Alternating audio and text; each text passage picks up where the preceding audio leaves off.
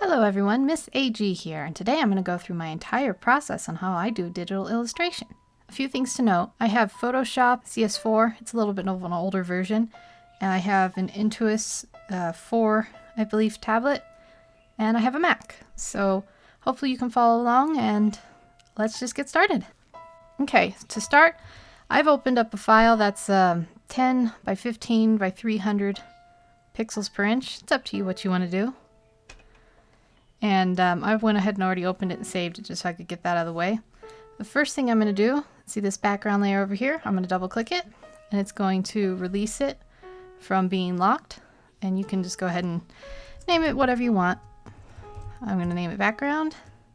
Create a new layer for sketch. I'm going to name it sketch and it's for sketching. Okay, so now that we have our sketch layer, I hit the D key to reset my colors. And if you want, you can draw them in a different color. You know, I'll choose like a blue. It's up to you. And I'm going to turn my opacity down a little bit to like 43. And my brush needs to be much higher than 4. Let's do 9. Oh, let's just bump it up. I'm going to hit the bracket keys, and that's going to bump it up. And that's good. Okay, so let's go ahead and just sketch a face. Let's start with a circle. Well, that's a horrible circle, so I hit Command Z.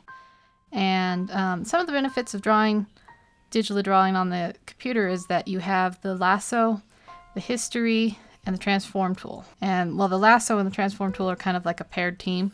So say you weren't happy with your circle and you didn't want to redraw it, you just lasso it and then you transform it, which is free transform.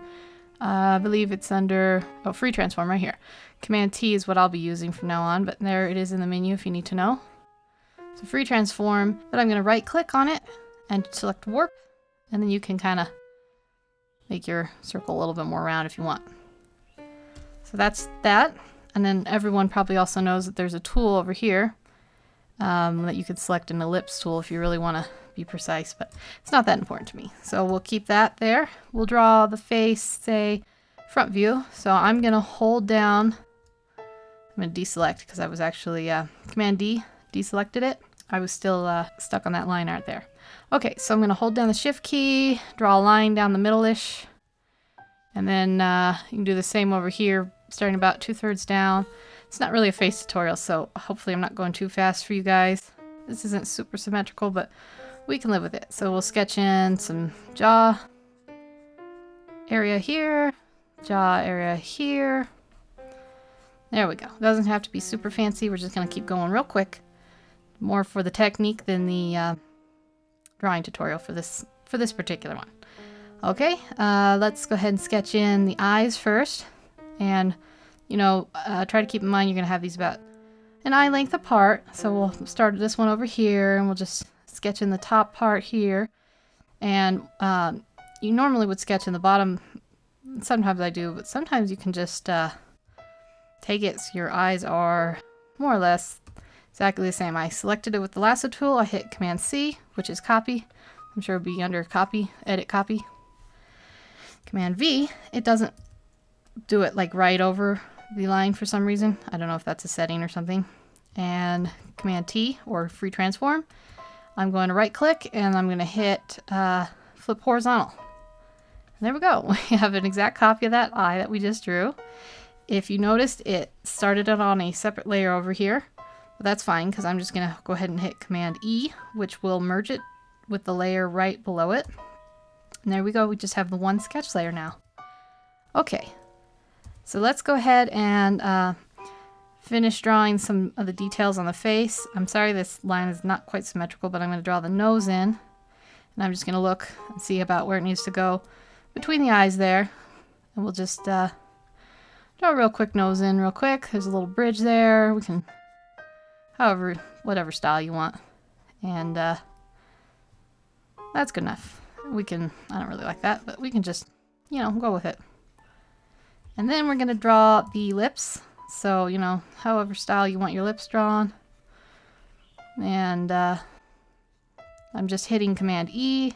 Anytime I want to erase, a lot of tablet things have it so you can turn it over, but I find it being too slow. So I basically have my hand on the keyboard at all times and my other one drawing on my tablet. So let's keep going. The bottom lip here little bridge. That doesn't have to be quite so shaped.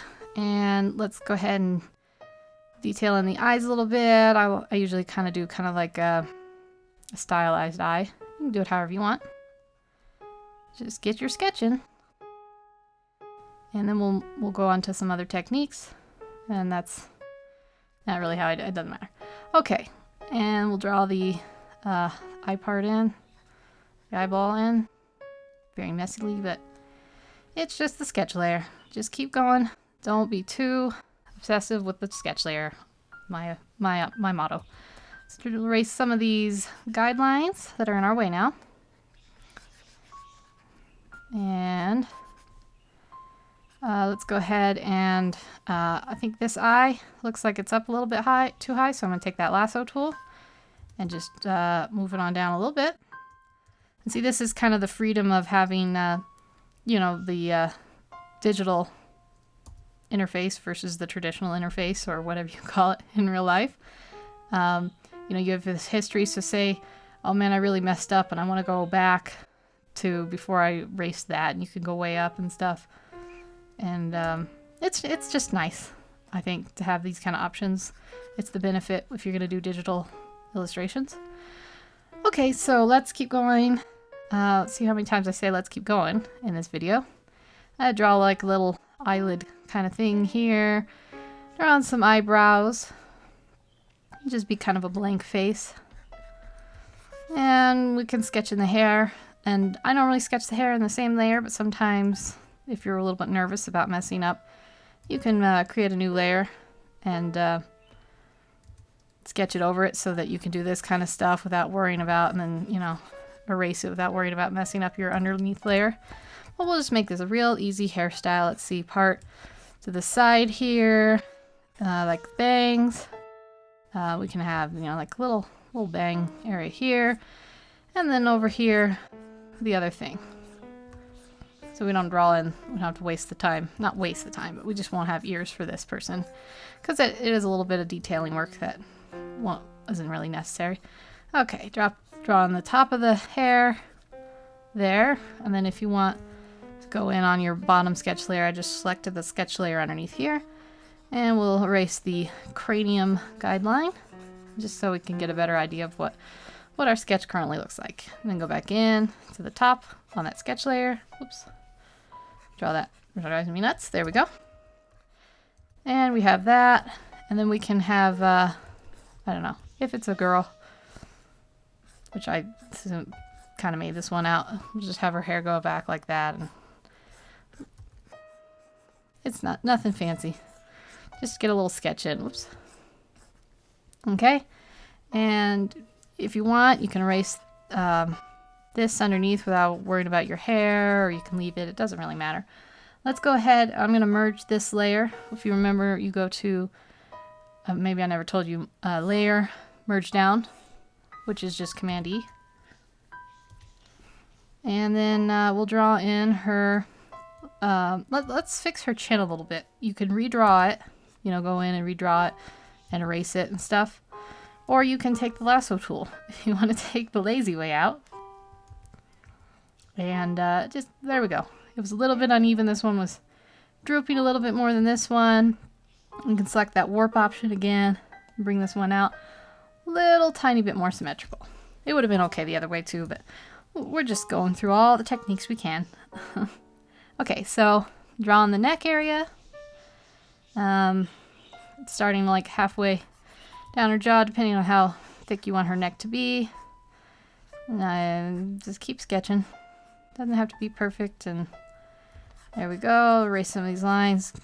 And sketch in the shoulders. Sketch in the shoulders.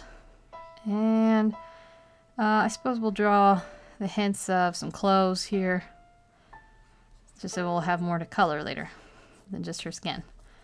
There we go. And